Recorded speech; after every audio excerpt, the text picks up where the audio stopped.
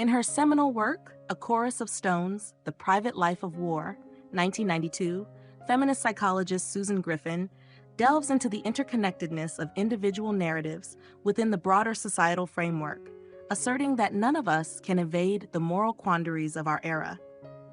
Garnering nominations for prestigious awards, including the Pulitzer Prize, Griffin's book has been lauded by critics for its adept handling of intricate moral concepts in an approachable manner. Renowned as both a feminist scholar and an accomplished author, Griffin's repertoire extends to essays and plays, though she is predominantly recognized for A Chorus of Stones. Throughout the book, Griffin reflects on her own life experiences, drawing parallels to the universal human condition. She contends that our personal histories bear tangible links to the most harrowing conflicts of our time, emphasizing a collective culpability stemming from a pervasive culture of denial. Central to Griffin's thesis is the notion that society, through denial, perpetuates a cycle of repression, stifling authentic emotional expression and fostering an environment of enforced stoicism. Griffin posits that entrenched gender biases compel men to adopt violent and ruthless behaviors, tracing the trajectory from youth to adulthood, wherein societal expectations mold them into embodiments of a rigid masculinity. Drawing from her own family's narratives, Griffin illustrates how denial operates on an intimate scale, recounting instances where painful truths are suppressed and erased from familial discourse. She emphasizes the enduring presence of unresolved trauma, asserting that attempts to bury or deny past hurts only serve to prolong their impact on individuals and society at large. Ultimately, Griffin urges for a reckoning with the collective silence that perpetuates cycles of violence and repression, advocating for a more honest and compassionate engagement with personal and historical truths. She underscores the imperative of acknowledging and confronting past traumas as a means to foster healing and prevent their insidious recurrence in the future. As we intentionally turn a blind eye and grasp at falsehoods, we edge closer to a collective state of forgetfulness, argues Griffin.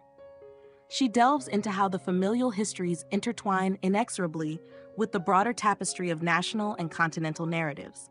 For instance, individuals raised in Nazi Germany, regardless of personal sentiments or family actions, are inherently linked to a society responsible for mass extermination. Griffin warns against the peril of succumbing to an echo chamber mentality, highlighting how certain geographical locales become imbued with the echoes of past atrocities, their reverberations persisting regardless of acknowledgement. Griffin asserts that it is incumbent upon humanity to confront these wounds, leveraging awareness to forge a more enlightened future. In her seminal work, A Chorus of Stones, the pivotal chapter, Our Secret, probes into the repercussions of buried shame and suppressed emotions. Examining the case of Heinrich Himmler, whose childhood abuse contributed to his pivotal role in the Holocaust, Griffin elucidates how generations bear the scars of unaddressed trauma, perpetuating a cycle of pain and silence. The more families evade discussions of personal suffering, the deeper the wounds fester, impacting a widening circle of individuals. Griffin contends that truth, though often stifled, possesses transformative potential, yet it is routinely suppressed by societal norms and individual agendas.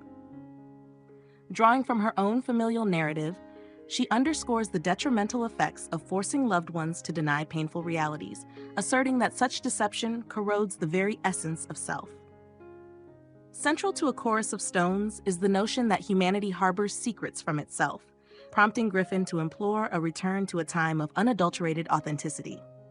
She cautions against the insidious nature of deceit, emphasizing that self-deception paves the path to violence and conflict. Only through embracing honesty, Griffin concludes, can society aspire to cultivate peace and moral integrity. I hope you enjoyed watching this video. If you did, please consider giving it a thumbs up and don't forget to subscribe. Thank you.